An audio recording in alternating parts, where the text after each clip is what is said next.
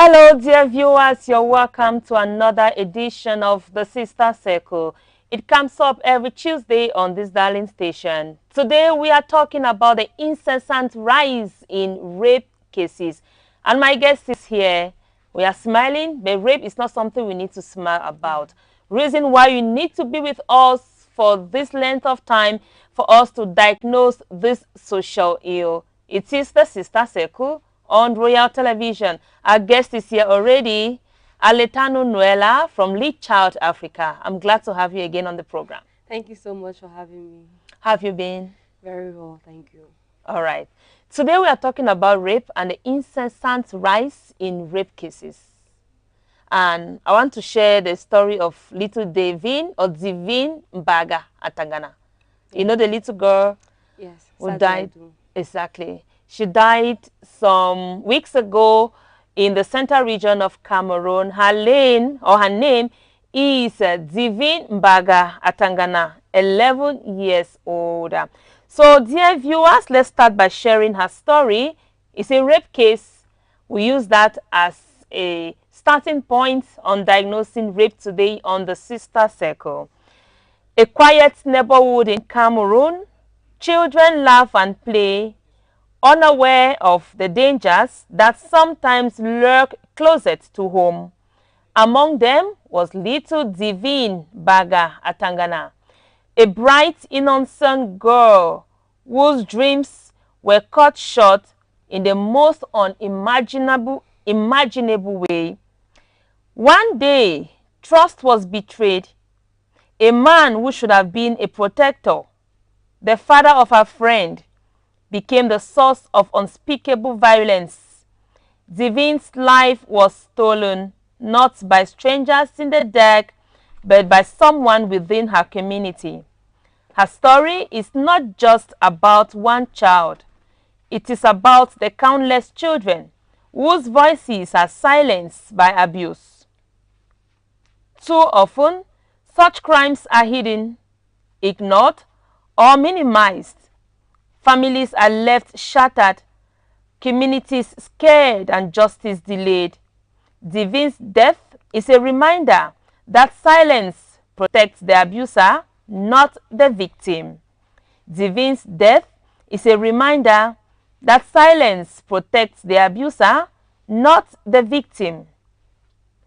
There is not just Divine's story, or this is not just Divine's story. It is a call to every parent, teacher, leader, and neighbor. Protect children by speaking out against abuse. Protect children by speaking out against abuse. Demand accountability from authorities. Support survivors and families with compassion and action. Children deserve safe spaces to grow, dream, and thrive. Children deserve safe spaces to grow, dream, and strive. Divine's voice was silenced, but ours must rise louder than ever. Divine's voice was silenced, but ours must rise louder than ever. You're welcome back to the Sister Circle. Noella, you're welcome back. Thank you very much. I just had to summarize the story of Divine Mbaga Atangana, 11-year-old, who was raped some weeks ago here in Cameroon, Central Region. Her voice was silenced, but then we need to talk about it. Yeah, she's dead and gone. May her soul rest in peace. We need to protect other children. Sure. You are from Lead Child Africa. I'm glad to have you on the program. Thank you so much. Let's start by talking about rape generally. What is it? So, generally, rape is any unconsented sexual intercourse. Yes, once there's no consent there, or should I say willing consent. Yes, because it's a way that you would make somebody to give consent by using violence. Like, yes, the person will just say yes, yes, yes, because he are threatening or you're about to. Exactly. So that's basically what rape is. Any unconsented sexual intercourse is rape. All right. So talking about unconsented sexual intercourse, which happens to be rape, I had a debate the other day in the community, and someone was trying to justify like how and why should rape occur. I told that person why can never happen, but how it may. Working at night, finding yourself in an environment that is not safe. Sure. Should there be, you are from Lead Child Africa, should there be any justification for rape? No. No justification for rape. Like, rape has exactly no justification. Exactly. Yes. So how can survivors speak out? It's not only on children that we know. It's not only on children. Because even an adult, your consent is not given, it's not accepted. Yeah. And you are forced into the act, you've been raped. True. They need to speak out. You need to speak out. So I'm really feeling so down because of the story. We are laughing very serious. Yeah. Just I want to make the mood a little bit light. Yeah, I'm really feeling so down because of the story. In fact, when I heard about this, my eyes are already tearing up. When I heard about that particular story, I was so broken. And I have this very good friend of mine. I reached out to her. I was asking her that, is it that we're not doing enough? Exactly. To protect the children that we're supposed to be protecting. What are we doing that is wrong? And at that point, I did not even blame the mother. I did not blame anybody. I was just blaming myself instead, because it's like, you're not doing enough. Yes, I'm not doing enough to protect these children.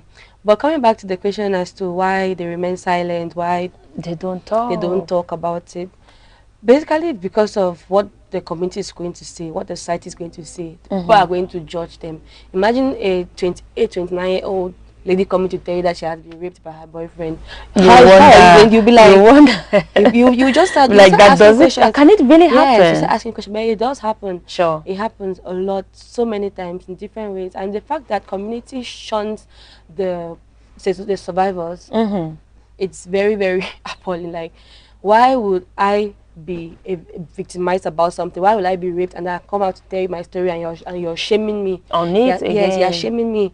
Most of the times people will not even have the courage to start speaking about it again, because they'll be like, if I go talk now, people are going to judge me. Yes. And there's that stigma around it. Sure. There's that stigma that comes with someone that has been raped. The people will be like, I don't know why people think it's a curse. Some people think it is dirty.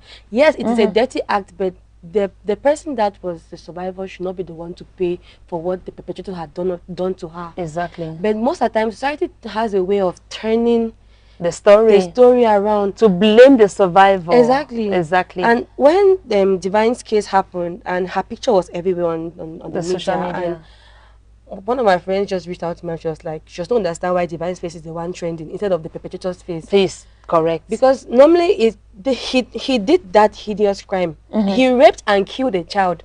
To add. Yes, he raped and he killed a child. Is a deceased face that is everywhere. Then you don't get to see the people who are perpetrating the violence on the victims. On the victims. And somebody said, I had a webinar like last week, and we're talking about this similar situation, and somebody raised the point that there should be a billboard for perpetrators. Once you commit a crime, they put your picture on a billboard. Yes. Everybody in the world sees that this is who you are and this is what you do. Yes. Your family too will be ashamed of you. Exactly. And others will learn from that. Exactly. In that way, you are now protecting the survivor.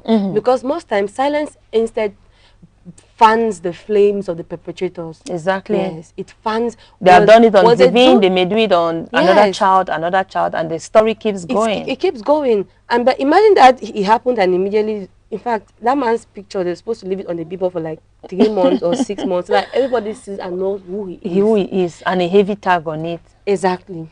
All right, Aletano Nuela, our guest on the Sister Circle today. I want us to take a short break. When we come back, we'll continue diagnosing this issue.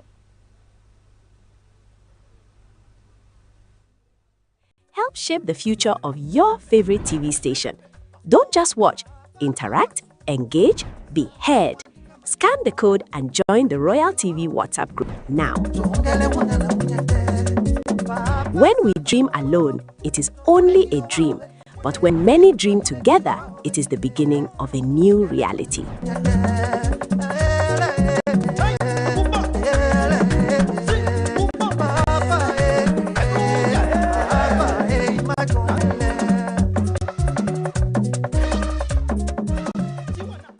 Hey, Royal TV viewers, your voice matters, and now we want to hear it louder than ever. We've created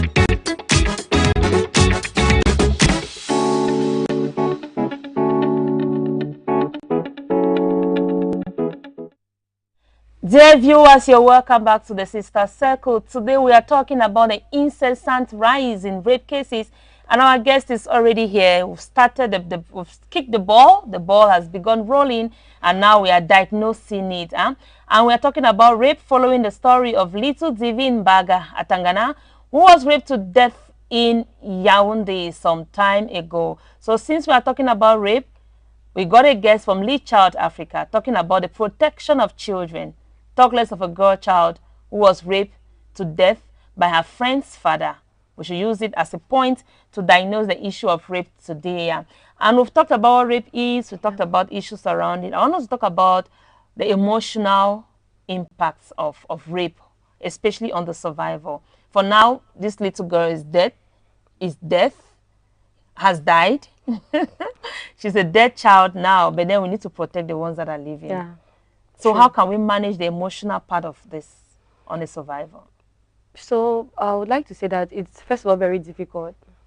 You know, emotions, when it comes to emotions, when it comes to psychosocial issues, it is a little bit more difficult to diagnose because these are things that you do not see physically. Exactly. They take a lot of time, that they're like those hidden wounds that something triggers and then they get to show themselves.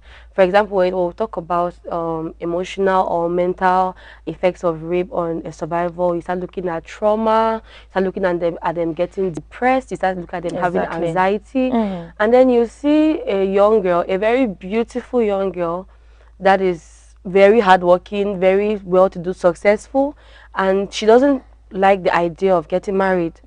And you are thinking like her village people, not knowing that probably she was past experience. Yes, she was a survivor of such, and then people are judging her, not even knowing where she's coming from. Exactly. And the truth is, the effects of rape, especially the emotional and the mental aspects of it, are always overlooked.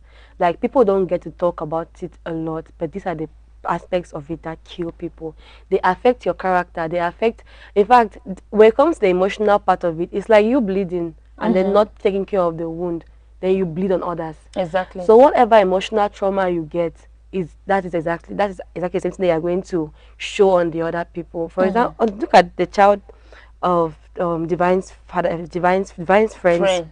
Yes, Divine's friend that was asked to stand by the door and watch if anybody is coming. Yeah, for the father to be committing the act. Now imagine that child grows up. No, she'll have that stick that forever. Yes, it's going to just stick in his mind. And if we're not careful enough to handle the situation now that he is still young, when he grows up, he might have a tendency to act like his father. Unfortunately. Yes, but these are things that we do not even take a special note of. Exactly. We just underlook such things, and then we think that they don't have a lot of effects, but that the things that have the highest effects, because they build on you. They build on you for as long as possible, and if you're not able to detect them early, it's going to affect even how you relate with friends, family, and all of that. And then you see people that say they are shy, they're introverts. I mean, there are some people who are normally introverts, but there are some people who are introverts because of what they have been through, their past experiences. Yes, they start keeping to themselves. Exactly. They start keeping to themselves. They don't want to interact with people. They don't like social gatherings. They don't like people touching them. They don't like a whole lot of things. But these are all effects of that one thing that happened many years ago. True. I want us to debunk some myths that has to do with rape. So what are some common myths about rape that we need to debunk? Just 3 can do for today. So first, I always like to talk about the dressing.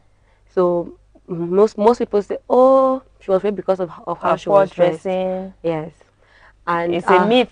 It's a myth, because I would like to categorically state that the way a lady is dressed has nothing to do with you assaulting her. Exactly. And I'm not sure the little Divine was improperly dressed. That's it. Yes. For her to be raped. Yes, she was raped, but she was properly dressed and she was covered. And a child, for that matter. Exactly. And then the whole thing of it happens only by strangers. No, anybody can rape anybody. Can rape anybody. Yes, there was these people, the ones that are closer to us. Family members would do it. That was Divine's friend's father. Someone Someone that they trusted. The least expected. Yes. It. And I'm sure Divine's mother trusted the man to a certain extent, because from their stories you hear that she has been doing her assignments there. That's it. She always go there. She used to go there for them to work together. Yes. So you can imagine, it's not the rapist. The rapist is not always very far. It's just around It's just around you. And that one pains more. Exactly. From people that you least expect. They are the ones that are committing such it. acts on you. Yeah. And much more. That's exactly. a myth. That's not a the myth. way you are dressed. Not the way you're dressed. And it doesn't come from afar. No. Even people around you can do it. Can do it to you. Another myth that we need to debunk about rape. That because I was drunk. That's why I had to rape. No, it's a big myth. It's a very big myth. Because you were drunk. Exactly. Because it's not you were equal drunk to you raping somebody. Yes. Good. All right, don't tear down. It's okay. Let's just leave the myth part and let's talk about prevention, support, and justice. Okay. When we get to the point of justice at the end of it, that's when we meet our barrister. Okay. For him to tell us more the legal implications when it comes to rape. So how can we prevent rape in our communities, especially in schools and workplaces? Okay, so when we talk about rape prevention, the first thing that goes out of my mind is information. Okay. Yes, people need to be informed. Because exactly like what we are doing here. Yes, people need to be informed that okay, this can happen to you, and in different places. Sure. And this just ties with the activity that we are currently carrying out in schools, where we combat sexual gender-based violence through films. So we use films as an entry point to have these discussions with children, with teachers, and then just hear how or their own point of view about the whole thing. And then surprisingly, some people come up to you and they share their experiences, and then you now advise them on what path they should take. So the first way that we can prevent this is to inform communities, to inform children, to inform young persons. In fact, inform everybody that you can inform. Yes. Because at this point in time, everybody could be a victim. A victim. Yes. And everybody, really. It's not and I, we are not even safe from it. It's not like in those days that it was only girls that were raped. Even a boy can be raped. Now, even boys are also sexually harassed, violated. Yes. Yeah, so everybody needs the information. And then another way that we can do is also to ensure that we have proper reporting mechanisms. All right. I know that the government has this toll-free number that you can call and then you can report cases. I don't really have it now, but I think that you will need to share it later. Sure. Yes, that you can call and report cases and it's free. Good. Yes, it's free. You have in cases like that, you just call and report for measures to be taken. And then also at the police station, we have what they call the gender desk. Sure. Yes, you go there to the gender desk and then you go and report your case. They follow it up for you. So reporting mechanisms also help with prevention. And added to the information part of it, I think that we also need to educate our parents too, because our parents have a very great role to play when it comes to preventing such things. Create an environment where your child is able to trust you, so that they can tell you the things that they are going through. Good. Yes, it helps you to be able to redirect them. If a child comes to you to open up, give them a listening ear and then help to redirect them. Exactly. And also don't shy away from the aspect of having a one-on-one with your child. Yes, especially when it comes to sex education, because most parents do not have those conversations with their children. Exactly. So should we say the parents are shy? Why is it? Because it's really true. Many years ago, when we were younger, it was like a taboo subject. True. I'm happy that over time, awareness have been built and parents can now have it. Yeah. But some parents are still not doing it to a greater extent. So what can really account for that? I think that it's just the cultural ideas or ideologies that they have had while they were growing up. So there are people that will be better placed to talk about it, and it's going to be people from our generation. Exactly. To tell them that it is not a taboo. It's not a taboo subject. If you are talking about it with your kids, you are helping them, you're saving them from people that might infringe on their rights. Yes. Yes, and this is something that we love talking about a lot with parents, like even positive parenting, all of them, like, no, be mindful of the things that you're able to teach your children, because you'll be surprised that you tell your child something that is important that will save her life, and the child will in turn tell another child. And you have the cycle continues, thing, which is good for the society. But then again, if our parents do not teach them, then we have community members that should also be in place to to do that to the for children. parents. Teach the children, even teachers in school. Teach the Yes. children. And at the tail end of it, if none of these persons can teach them, it comes back to us. Yes. You have to do it You at the need end of to the day. teach them, because if everybody has failed, you should not be able to fail those children. Exactly. You should not. There's something that I always tell myself, like, I should not fail any child. Lead Child Yes, Africa. I should not fail any child. That's why the case of Divine really broke me. I was like, I kept understand. questioning myself, and I really felt bad about How it. I wish I would meet Divine Yes. before, and Exactly. But these are conversations that we need to have frequently and regularly, so that the children know yes, what they are supposed to do at the particular time. I was even thinking of having self-defense classes with just children. Okay, So that that's a good they're one. able to defend themselves, even though they might not be as strong as To some say spectators, something. but they are able to defend themselves from whoever is trying to cause harm on them. Well, that's an idea. It's a good something to talk about it. Subsequently, we'll work on that on the sister circle. And talking about parents coming into the picture to help, we understand that majority of the rape cases are perpetrated on women. Yeah. Out of 100%, we can say women have like 95%. The remaining 5% is for men. Yeah. How can we involve men in this fight? The incessant rise in rape cases. How can we involve the men to help us fight it? Let the young girls, the young boys not be raped on a daily basis. From the onset, men are always allies. No matter how we want to look at it, they're allies. Sure. Yes. In a traditional society, they're the ones that hold most of the power. In a traditional society, they're the ones that are there to make decisions. In a traditional society. Exactly. Yes, they're the ones that are there to make decisions. But in recent times, we've had women, very strong women, who are also part of the circle, and they are sitting in the decision-making tables, and they're making these decisions. Yeah. But that does not mean that we should not work with the men that are also sitting on those very tables.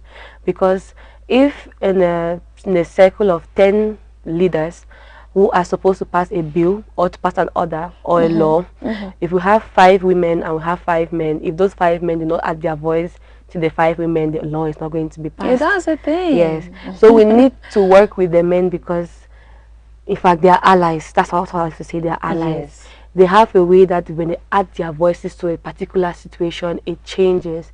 Just imagine men decide to walk the streets and say no to rape. You can imagine. Yes, it speaks volume even to the perpetrators. Yes. Because they know that if they try it again, the men have joined the women to add their voices that no to rape. No to rape. If they try it again, they'll not only be fighting the women, they'll be fighting the men. Yes, put together. Self. Yes. All right. And this point was actually taking me to the justice part of it. You talked about the gender desk at the level of the police station. Yeah. So how can rape survivors get justice? Before we meet our barrister, because we have a barrister on the program today who will be telling us about the legal implications of rape. So how can rape survivors get justice? We just said the pace they will bring in barrister Noche. Okay. So to me, justice for a rape survivor should be seeing that her or his perpetrator is put in order according to the law. Like they should see the full extent of the law coming in to protect that particular survivor. Good. But most of the times people think that the law has failed them, or I was about saying. Yes, the law has failed them. That you still see the person back in the quarter 2 3 months after, of which you know that this person is facing justice and much more. And what do you do when you see them in the quarter and then they are threatening you again? Like, you go see them. That's a big question. You go see them. What do you do? And also for the fact that most people think that the system has failed them because of the long processes.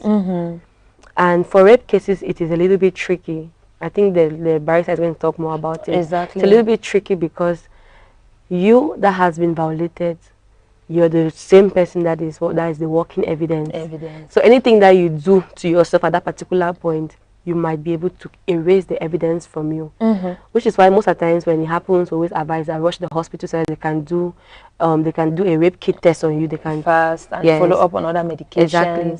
Because once we do not have the test results to show that you were raped, there's no way we can carry out any legal any legal processes. procedures. Exactly. All right, thank you so much, Aletano Nuela from Lead Child Africa. She is our guest on the Sister Circle today, where we are talking about the incessant rise in rape cases. In some minutes, we need to say bye-bye, but before that, I want us to meet our barrister on the program, Barrister Anochie Lionel. He is telling us about the legal implications of rape and how perpetrators can be punished. He is also part of the Sister Circle today. Take a look. First of all, we know that our law of Cameroon punishes rape. And in the context of the Cameroon Penal Code, we look at section 296. They say rape is whoever, by force or moral accident, compel someone that is below or above puberty age. Now, when the legislation is saying this, because many people have the pretext that rape is you cannot rape an adult. But now, before the legislation making this statement that someone that is below or above the age of puberty, meaning that an adult can be raped and a minor can be raped. Now we are looking at rape. With rape, we are saying that there is no consent given. And issues of rape will have what we call, there will be coercive, there will be is force, and there will be threat. And all those things will amount to rape. And it's an offense that is punishable even in our international instrument punish rape also. We have the Africa Charter law that punishing rape, that talk about rape is talk about the protection of a child. And those international instruments are there to protect the welfare of children. Now we have issues of the aggravating circumstances of rape. When we are looking at the aggravating circumstances of rape, it occur when the child is below the age of 16. From 16 is an aggravating. When it's a minor, it will be an aggravating situation. And when also the person is an authority, for instance, a clergyman, a teacher, a doctor, a person under authority, it will cause it to be aggravated. And also, when there is a use of violence, violence can be threat, it can be a weapon. So this will amount to the aggravating circumstances of rape. And the legislature make it clearly that offenses of rape under section 296 of the Penal Code, we have the imprisonment from 5 to 10 years. And when it's an aggravating circumstances, the punishment is from 10 years to 20 years. Now, many people are being confused about rape and indecency to minor. And we have offenses like indecency to minor, which is rampant, especially in our community. We look around the recent case that happened in Yaoundé. The child was a minor, and the child was the age of 11 years, and that is a heinous crime. And when we are looking at indecency to minor does not mean that there must be actual penetration. Because with rape, there is actual penetration. But with indecency to minor under the Penal Code, under section 347 of the Penal Code, it makes us to understand that when an adult is performing a sexual activity in front of a minor, what are those sexual activities? Maybe you ask a minor to be touching your penis. That is an indecency to minor. We have cases that when you are exposing a minor to pornographic movies, those are indecency to minor. And indecency to minor must not be actual penetration. And for a case of penetration for a minor, that will be an indecency to minor accompanied with rape. Such an offense, the punishment is from 10 years to 20 years above. But for situation that the person can be can be a guardian over the child, it can also lead to an aggravated circumstance. The person can have a lifetime imprisonment. So those are some of the legal implications.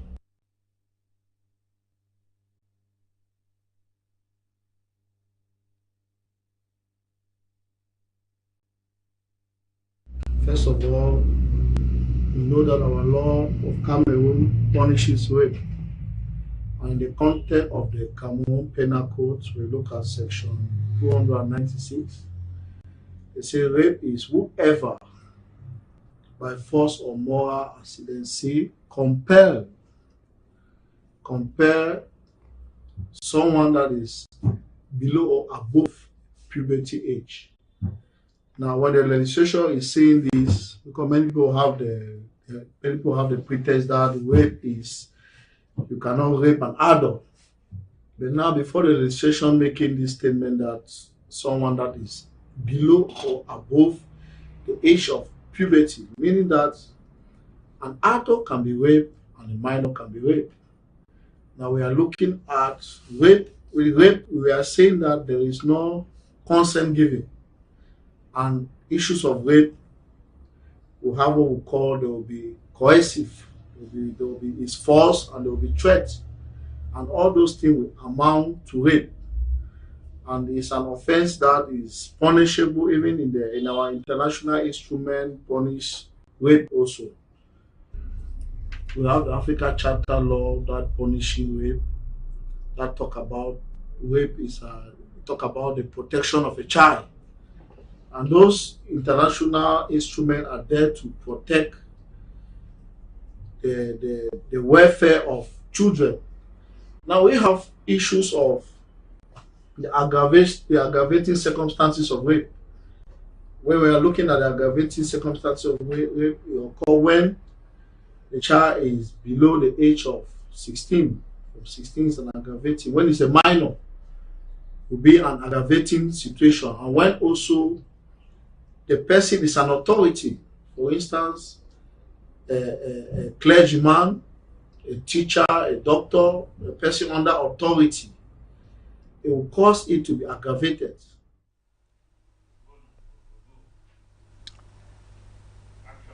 You're welcome back, dear viewers, on the program The Sister Circle. On the Sister Circle, we talk issues affecting the society, issues affecting women, issues affecting girls. And you just listen there to our barrister Anoche Lionel, one of the persons we got on the program today to talk about the legal implications of rape. And our guest is still in the studio, Aletano Nuela from Lead Child Africa. We've been talking about rape and much more. I want us to talk about, I want you to give a message to survivors and where they can seek help. Okay, so to every survivor out there, you're not alone. Yes, don't ever feel that you're alone. Don't ever feel like we're letting you battle this alone. Yes, you're never alone. There are so many spaces where you could find people, other survivors, and talk and share your stories with them. There are also different mediums that you can use to send out your story if you have a story. Yes. I used to have, or I still have a blog that I started. It's called Ale Ella Community. Ale Ella. Ale Ella Community. Yes, Ale Ella Community. The community girl, community baby. Community baby. So the community, I post mostly things that surround sexual gender-based violence, rape in particular. And people also come, like we have a space for you to come and you can pour out your heart. You can just write something. Even if you feel like you want to shout at somebody, you want to, yes, just do it there, and then nobody judges you. Nobody says anything that is going to hurt you. It's just a space for us to listen to you, because the thing is, most of the time survivors feel like they are not heard. They feel like if they speak out, nobody is going to help them or hear them. Sure. So we bring the space for you as a survivor that, okay, it's okay for you to speak out. What happened to you is not your fault. It's not your fault. It is the perpetrator's fault, not yours. You Exactly. didn't do anything wrong. They are the ones. You're just a victim. Yes, they are the ones that did the thing that was wrong. So you should not be feeling bad about it. they are the ones that should be feeling bad about it. But the sad thing is, they always make the survivors feel bad about it. That's why we had to Yes. debunk some myths, because they'll be like, Exactly. you're poorly dressed, you are at Yes. the wrong place at the right time, or the right place at the wrong time, and much more. Yes, you start making them feel less of themselves. Like some people even, they have this low self-confidence because of how you make them feel, but you are the perpetrator and it's not their fault.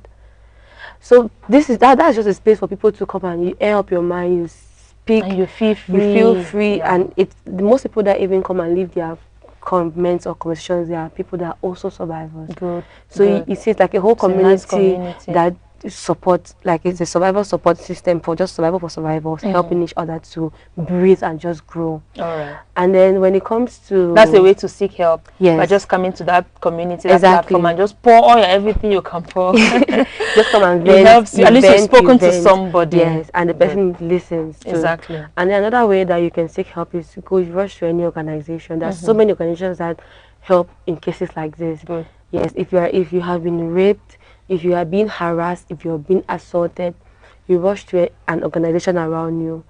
Yes, you go and then you also go and you seek help there. Another way you can another place you can go to is to a health center. Centers. Yes. Good.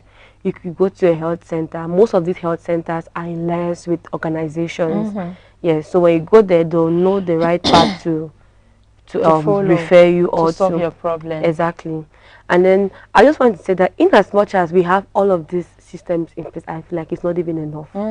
Yes, we need a lot still need to be done. We need a lot of professionals coming in this particular case. We need a lot of professionals. We need a lot of systems that are being put in place to help survivors. Because we do not have those systems in place. We need spaces where survivors can go and sit and just breathe and just know that no, because this happened to me does not mean that's the end of my life. That is it. Yes, you can still move on from that. You can still go out there and conquer the world, even though that has happened to you. Yes, so just be motivated. Don't ever feel like you're alone, because there are always people out there that are watching you. People are always willing to hear from you. So do not think that you are alone. You are alone. Yes. You are not alone in this case. We have Lead Child Africa to hold your hand for you to go through. Noella, thank you so much again for coming on board the Sister Circle for us to diagnose this issue. This time around, you came for us to talk rape. Yes. Next time, what are we going to be talking about? Before now, the last edition, we talked about gender-based violence. Yeah. Rape is one of them. True. But now we are going in depth to talk about rape. Some other time we'll meet again. Thank you so much for being guest on the program. Thank you so much for having me. It's always a pleasure. Yes, have a lovely day. Thank you very much. She is Aletano Noella from Lead Child Africa, our guest on the Sister Circle today. It was another amazing session. We had Barrister Anuche Lionel to talk about the legal implications of rape. And I've been your host. My name is Frida Leina. Catch you next week, same time, 2 p.m. And it's Royal Television, where we beam live from Boya. Have a lovely time. Remember to stay healthy and stay safe. Bye. Hey, Royal TV viewers. Your voice matters, and now we want to hear it louder than ever. We've created a special